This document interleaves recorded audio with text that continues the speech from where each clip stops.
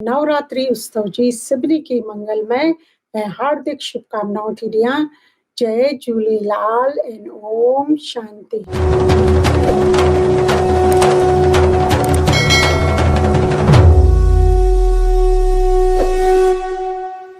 चेहरे ते सदाई हुजे मुस्कुराहट, कॾहिं न हुजे मुश्किलुनि जी थावट। सुख शांति सां भरियल जीवन जियो, माता दुर्गा जी दया कृपा जीअं भरपूर सावन। असां आत्मा जूं 8 शक्तियूं माना 8 भुजाउनि खे ॾिसूं पिया। कल्ह असां ॾिठोसीं कि असां आत्मा जी पहिरीं शक्ति पावर हो power to withdraw, power to detach. Means असां जेतिरो पाण खे अटेंशन रखूं था त पोइ असां त माण्हुनि जो या वातावरण जो को बि प्रभाव नथो पवे। पावर टू डिटैच माना साक्षी थी करे जीवन जियणो। जेतिरो असां डिटैच थींदा वेंदासूं, फर्स्ट पावर खे यूज़ कंदा वेंदासूं, ओतिरो ही असांखे ॿियो पावर ऑटोमेटिकली ईंदो वेंदो। उहो आहे पावर टू लेट गो, समेटण जी शक्ति। लेट गो जो मतिलबु असां घणे ॻाल्हियूं पंहिंजे बुद्धि में पास्ट जी पकड़े रखियूं आहिनि, उनखे छॾणो आहे। जेको गुज़री वियो उनखे यादि करे कॾहिं न रोइजे, उनखे यादि करे कॾहिं न पछताइजे। जेको गुज़री वियो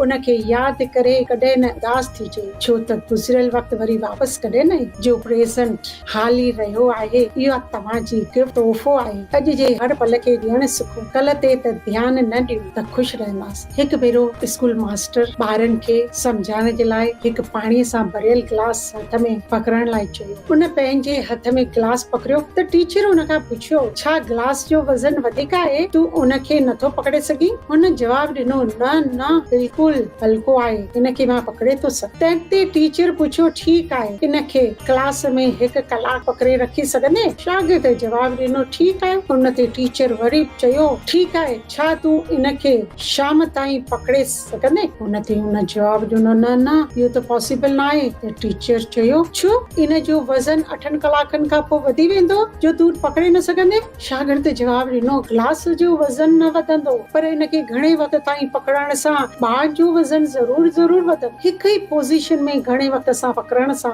ॿाहुनि में सूर बि थी थो सघे, उहो बि वधी वेंदो। बसि इन ई तरह पुराणियूं गुज़रियल ॻाल्हियुनि खे बि वधीक वक़्त ताईं ॿुधी में रखंदासीं त उहा बि अकड़जी बड़जी थी वञे, बाड़ी थी वञे। असांखे हमेशह लाइट ऐं ख़ुशि पावरफुल रहणो आहे, त दिमाग़ में जेके सभई ॻाल्हियुनि खे हटाइणो पवंदो। इन सां आत्मा जी शक्ति घटिजंदी थी वञे। असां घणी वॾियूं ॻाल्हियूं बि भुलिजी वेंदा आहियूं, पर हाणे त नंढियूं ॻाल्हियुनि खे बि पकड़े था रखूं। असां त अॼु बि केरु मुंहिंजी सोशल मीडिया पोस्ट लाइक नथो करे तॾहिं बि उदास थी था वञूं। हिकु लेडी महांगो हार पाए पार्टी में वई, वापसि आई त डिप्रेशन में अची वई। पुछियो वियो, छा थियो? त जवाबु ॾिनई, मां हेतिरो क़ीमती हार पातो पर कंहिं बि न ॾिठो ही ऐं न ही अप्रिशिएट कयो।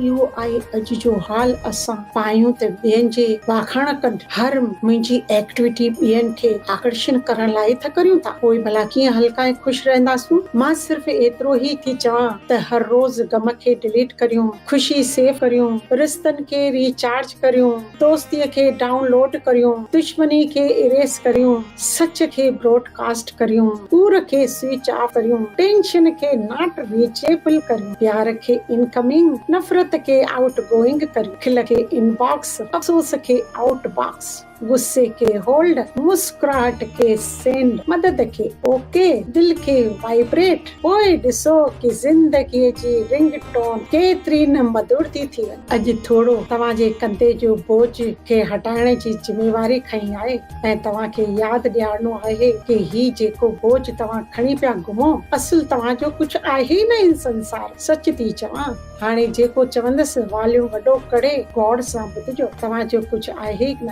ख़ाली हथ आयासूं ऐं ख़ाली हथ वेंदासूं। बसि विच में अजाई मसवार किरायो पिया भरियो। तमामु घणा किराएदार आहिनि, के नालो थो रखे, केरु चवे थो त तव्हांजो ही घर आहे, तव्हांजी भाषा ही आहे, देश ही आहे, ॿोली ही आहे, रिश्ता नौकरियूं ही आहिनि, कमाई ही आहे। माण्हू त ईंदा वेंदा, असां त सिर्फ़ु विच में।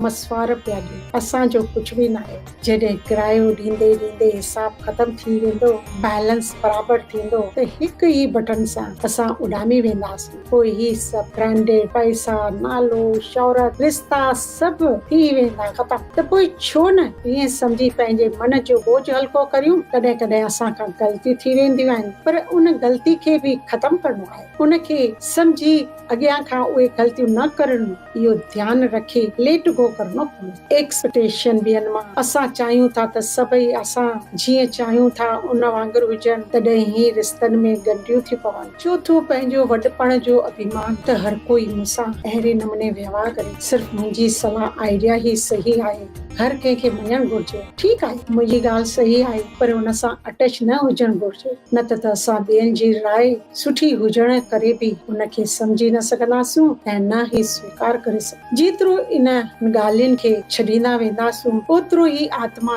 लाइट रहंदी, एडजस्ट कंदी, अडकंदी, फ्लेक्सिबल थींदी, त इन पावर यानी शक्ति बि वधंदी रहंदी। इन शक्ति जो प्रतीक दुर्गा मां खे ॾेखारियो वियो आहे। हिकु तरफ़ उनखे माता जे रूप में ॾेखारियो वियो आहे, त ॿिए तरफ़ उनखे शींहं जी सवारी ऐं शस्त्रनि सां गॾु युद्ध करण वारी बि ॾेखारियो वियो आहे। उनजो स्पिरिचुअल मीनिंग खे अगरि तव्हांखे लेट गो करणु आहे, त ॿिनि शक्तियुनि जी ज़रूरत आहे, लव ऐं लाज। ॿार खे सुधारण जे लाइ प्यार बि खपे, त डिसिप्लिन बि खपे, शक्ति बि खपे। मां हमेशा पंहिंजे ॿार खे प्यार सां ई पालना कंदी आहियां। इन करे मां दुर्गा खे माता जे रूप में प्यार ऐं डिसिप्लिन ऐं वरी शींहं जी सवारी माना पंहिंजे विकारनि ते सवारी, overcome on all your vices. त असां सभी उहा ई शक्तियूं आहियूं। इन सम्मान खे पंहिंजो पाण में जागृत करियूं। अॼु सॼो ॾींहुं ही डिटैच रहूं, तॾहिं ई इहे 8 पावर गॾु हलनि। मां ही दुर्गा मां सभी अस्त्रनि शस्त्रनि सां सजायल शींहं ते सवारी करण वारी शक्ति आहे। उन सम्मान में रही जीवन में घणियूं ॻाल्हियुनि खे लेट गो करे लाइट रहणो आहे। सुभाणे वरी मिलंदासूं